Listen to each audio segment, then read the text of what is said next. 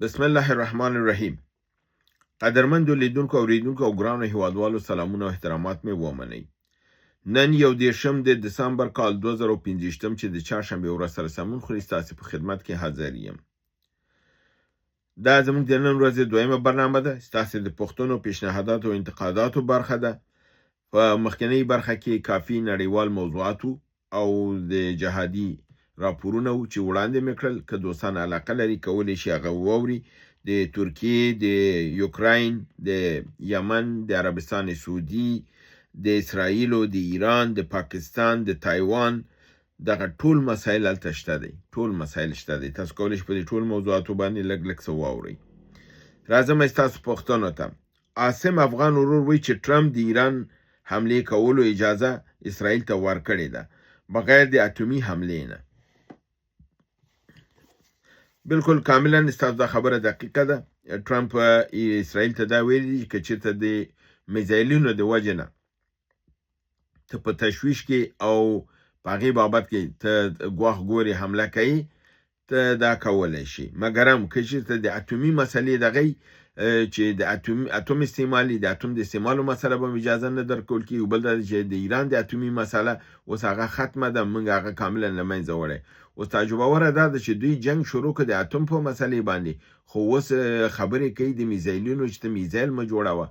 نو یو مملکت چې ځان ته دفاع لپاره میزایل جوړ نه کړي، لاس خپې به ټول عمر مسلمانانو تړلي، همدې غربیانو ته به پراته وي. نو خپله دوی به میزایل هم جوړوي، اسرائیل به میزایل هم جوړوي، اروپا به میزایل جوړوي او مسلمان به میزایل نه جوړوي. دا خو بالکل د عقل منطق نه لرې ده. لکه پاکستان چې وایي چې افغانستان اسلحه لري، خپله میزایل ټانکو تیاري لري. افغانستان وایي اسلحه څه شی اسلحه لري؟ افغانستان خو بېچاره هېڅ هم نه لري. نو دا دوی لاس تړلي دښمنان غواړي. دښمني کوي خو لاس تړلي دښمني غواړي. ګوم ګول په نامه یو ورور ویلي چې دوستم وایي چې طالبان د موږ سره مذاکرات ته نه کینی، او که نه موږ به یې مجبور کړو چې دوی موږ سره کینی. طالبان د دوستم سره کینی، مذاکرات وکړي او که نه. زما په نظر باندې نه.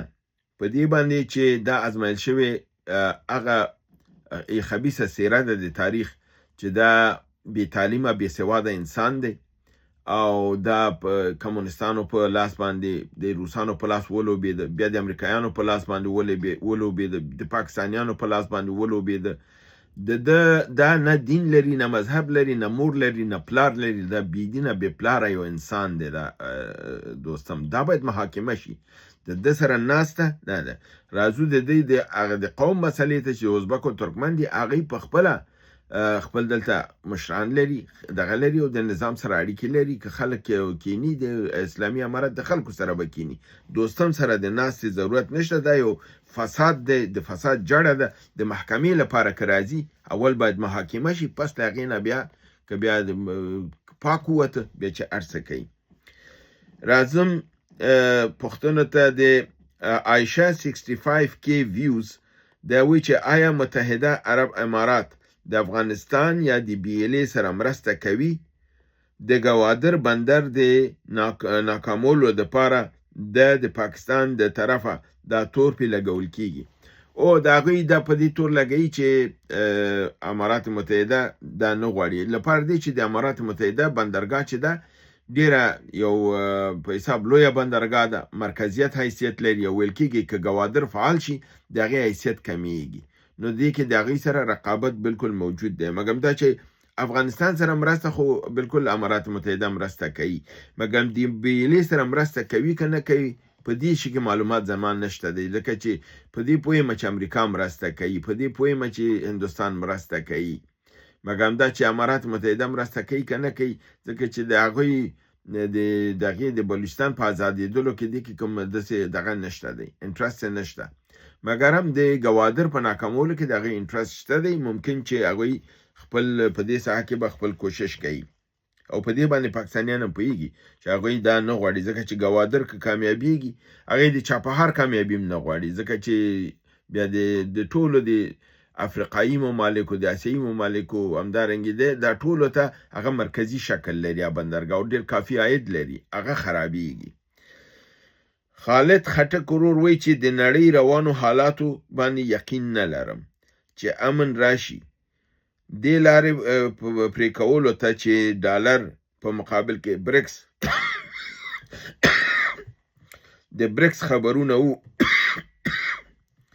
دا د برکس تعاملات سرته رسولي دي او دا دې کې څه مشکلات دي یعنی ولې نه کامیابیږي دغه مسله دا ده چې د برکس لویه مسله یو د بانکي سیستم مسله ده یو د نوټ ده چې که پیسې جوړه کړي ډالر به ختموي او بل دا دی چې بانک جوړ کړي نو مرکزي بانک د امریکا به ختموي په دې باره کې ټول متحد دي چې دا کار به کوي خو په ورو به کوي په دا رقم یو ځلي نه کوي چې ټول نظام د نړۍ په دې سره د کلاپس کیږي یعنی سرچپه کیږي او ټرمپ دې باندې اخطار هم ورکړی دی چې که چېرته داسې اقدام تاسو کوئ زه جدي عکس العمل ښکاره کوم ځکه د هغې ژوند تباه کیږي د امریکا ژوند تباه کیږي ډالر یې د منځه ځي او مرکزي بانک د منځه ځي دنیا باندې قدرت یې ختمیږي نو په دې اساس باندې دا 25 مملکت چې دي دوی په سرعت کار نه کوي ډېر ورو کار کوي کارونه مخکې وړي چې ښه قوت ته ورسېدل بیا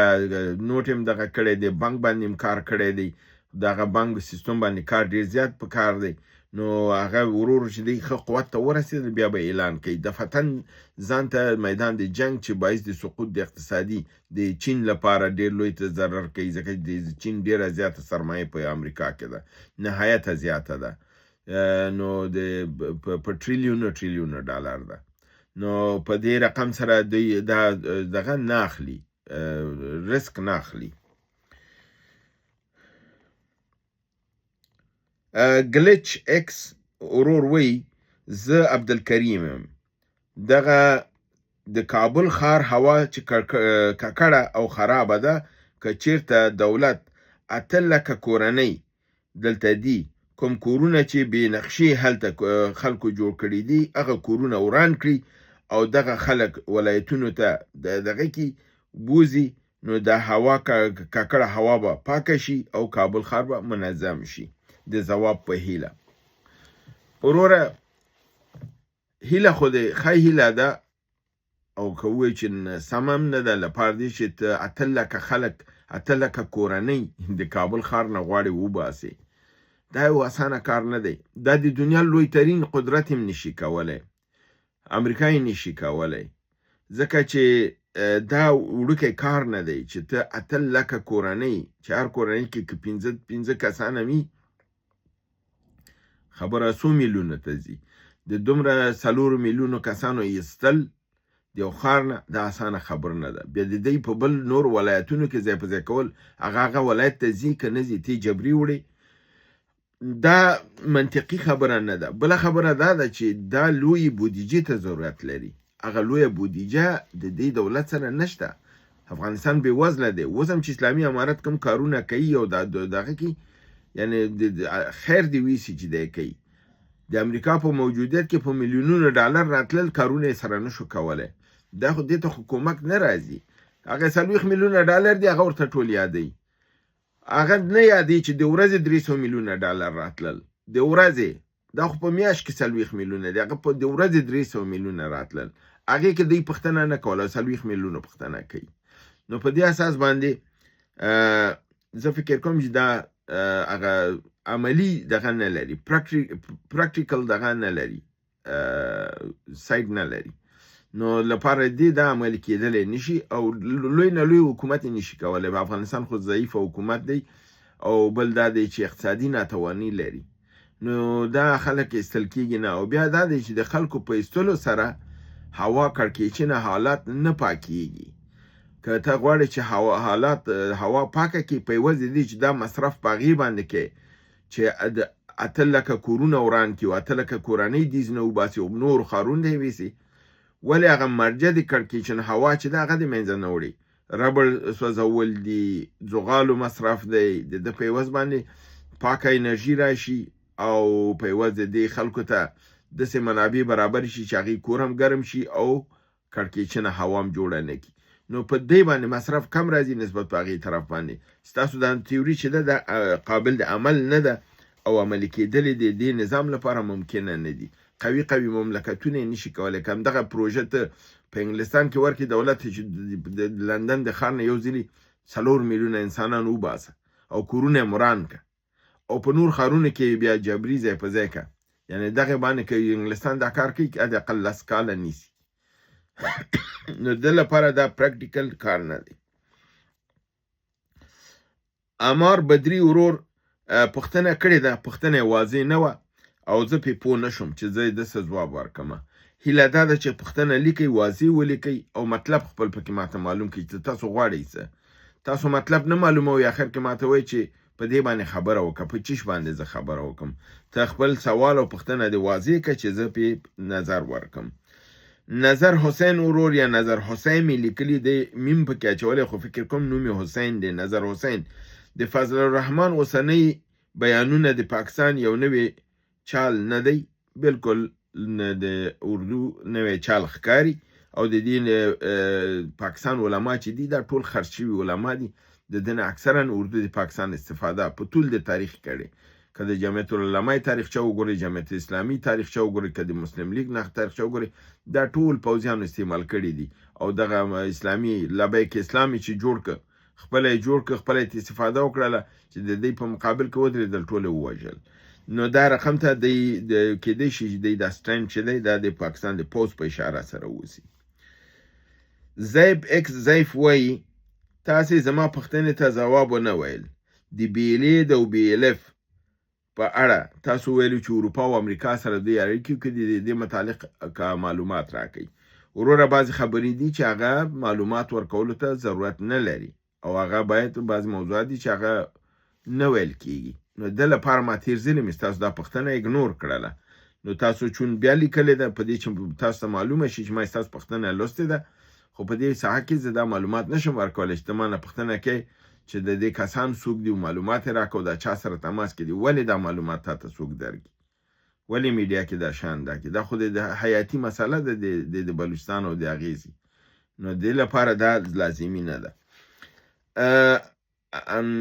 افغان صاحد وایي چې د الجولاني ښایي سم مجاهد و، امریکایانو هڅه وکړه چې بدنامي کړي، باسکټبال یې ورسره وکړ. علي احمد آرام د قندهار نه.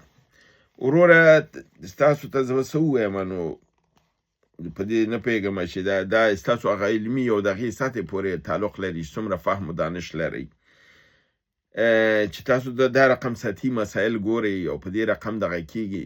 مشکله ده چې ستاسو زه پوه کړلی شم. یعنې داسې د ماشومانو لوبې ښه نه دي چې د مجاهدو د امریکا په مقابل کې جنګېده او امریکا وغولاوه او دی لاړه یو باسکټبال یې وکړه، دا یې چل ورسره وه. دا خو دغه باسکټبال ولې د جلال الدین حقاني سره امریکایان نه کوي؟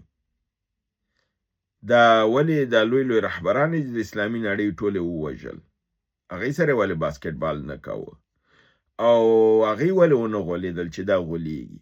نه، دا غلام دی. دا په 2015 کې گرفتاره شو، بندي شو د امریکایانو سره، 15 کاله د مکمل ټریننګ لیدلی دی.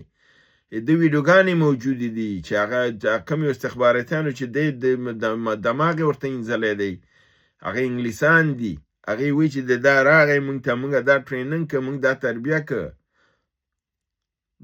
دا مکمل شستوشی دماغي شوی دی. دا داسې خو نه ده چې هسې دا خو یو بعضې دي چې ډېر احمقان ماته ښکاري، دومره احمقه دي، د حده زیات احمق انسانان دي چې هغې ښه ګوري چې دغه انسان څه کوي، بیا وایي دا مجاهد دی، بیا وایي دا مجاهد دی.